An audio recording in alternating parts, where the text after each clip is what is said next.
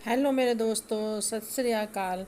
आज मैं जा रही हूँ गुरुद्वारे गुरु नानक के घर। क्योंकि जब हम कर्नाटका जाते हैं ना, वहाँ के लोग ना ऐसे बोलते हैं, गुरु नानक के घर जा रहे हो तो गुरु नानक के घर ही आज जा रहे हो। तो आज मैं सुबह सुबह 4 बजे निकल रही हूँ।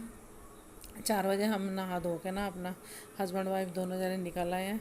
तो आज हमने सोचा कि बहुत टाइम से हम गुरुद्वारे नहीं गए थे, तो आज हम गुरुद्वारे जाके आते हैं, वहाँ पे मत्था टेक के आते हैं। और मैं आपको दिखाती हूँ कि यहाँ का गुरुद्वारा कितना अच्छा है और बहुत बढ़िया बना हुआ है। ये नानक चीरा गुरुद्वारा है, इसको गुरु नानक का घर भी बोलते हैं। और गुरु नानक चीरा क्योंकि यहाँ पे ना गुरु जी ने गुरुद्वारे आए हम बाबा जी के मत्था टेकने नानक चीरे। बहुत टाइम बाद आए हैं, आया ही नहीं गया इतने टाइम से, अब आए हैं। मैं और यही आए हैं, हम दोनों, मैं और मेरे हस्बैंड अकेले, बच्चों को नहीं लेके आए साथ में, तो सर खुद ही आए हैं।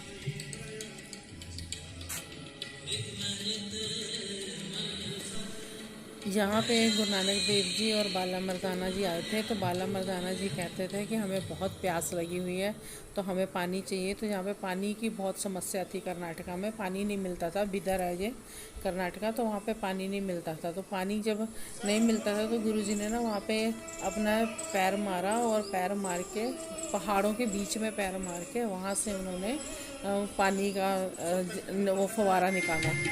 तो उसको चीरा बोलते हैं, यानी कि पहाड़ों को चीर कर उसमें से उन्होंने पानी निकाला, सिर्फ एक पैर मार के।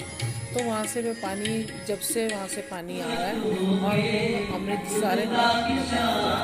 तो मैं ना आपसे बातें करती हूँ, और मैंने पीछे से आवाज़ इसलिए बंद नहीं की कि आपके कानों में भी गुरु की बाणी है, आपका भी ध्यान से।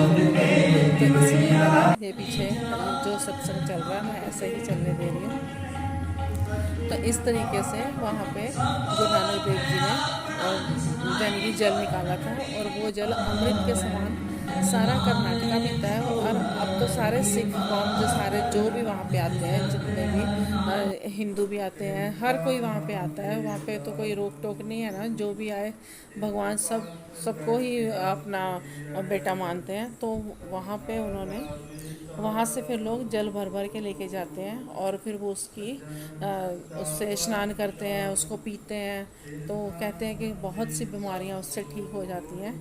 तो इस तरीके से वहाँ पर ये नानक चीरा गुरुद्वारा, फिर उसका नाम ही चीरा बन गया, यानी कि नानक चीरा ही बन गया उसका नाम। गुरु नानक देव जी ने वहाँ पे चीरा दिया, तो वो नानक चीरा नाम तो पड़ गया।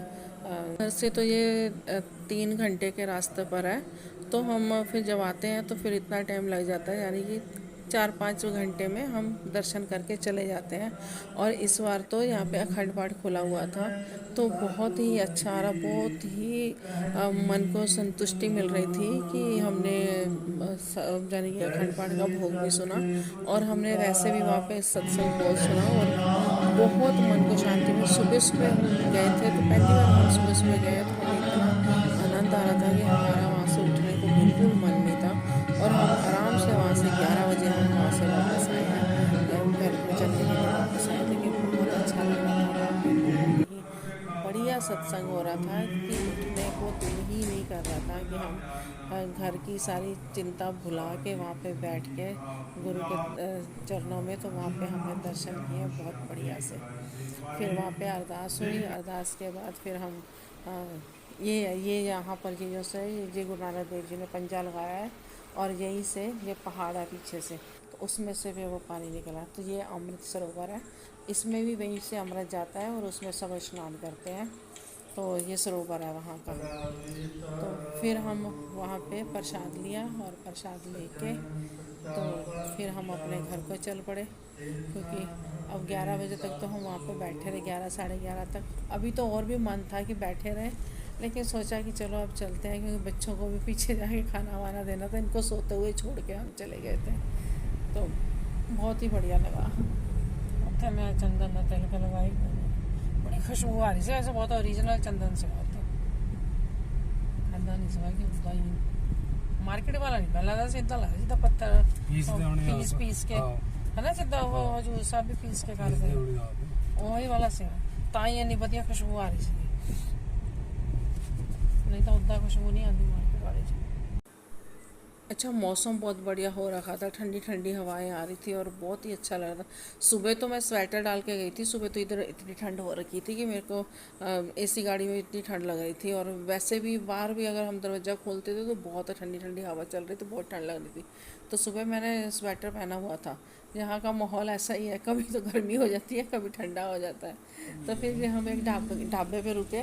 तो ले आयो कुछ मिल जाए खाने ਕੀ ਨੂੰ। ਦੱਸ ਦੇ ਨਾ मैं नहीं पता, कुछ देख के चंगा या एक अद्धा ले आया माड़ा सा। ਚੰਗਾ ਚੰਗਾ ਤਾਂ ਫਿਰ ਉਹੀ ਮਿਲੂਗਾ ਕਿ कोई समोसा समोसा कोई कुछ नहीं, समोसा भी नहीं, कुछ भी होवे हल्का फुल्का। पता है इतनी देर से चले हुए हैं, आज चाय नहीं मिली। जब से हम ना देखते आ रहे कहीं रास्ते में चाय मिल जाए, चाय पी लें, चाय कहीं भी नहीं मिल रही थी। जाते हुए तो हम पी लिए, हमने वहां से स्टार्टिंग में ही वहां पे मिल गई तो पी ली। अब आते हुए कहीं से भी चाय का कोई भी वो नहीं था। अब नींद आ रही है, तो इतना लंबा सफर है तो मुश्किल है। और सुबह भी हम ना 4 बजे घर से निकल लिए थे। तब मैंने वीडियो नहीं बनाई क्योंकि मैंने कहा अब अंधेरे में क्या बनानी है। तो 4 बजे हम निकल लिए थे, तभी हम 7 बजे तक वहां पे पहुंच गए थे बिदर। 7 बजे से वहां पे भी बैठे हम 9-10 बजे तक, फिर उधर से निकले।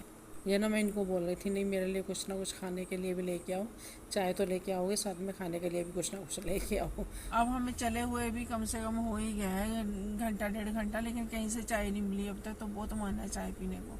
थोड़ी सी चाय पी लो या कुछ हल्का सा खा लो तो थोड़ी तसल्ली सी हो जाएगी। तो ये फिर यहाँ से ये बॉन्डे लेके आए, यहाँ का स्ट्रीट फूड है, तो ये खाने में बहुत अच्छा लगता है, टेस्टी होते हैं।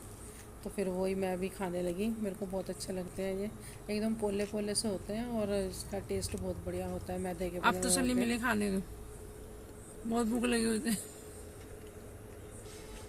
एक चाय की लेना को इसकी खाने में। ये स्ट्रीट फूड है जाएगा बॉन्डे, मैदे के बनते हैं, बहुत टेस्टी होते हैं।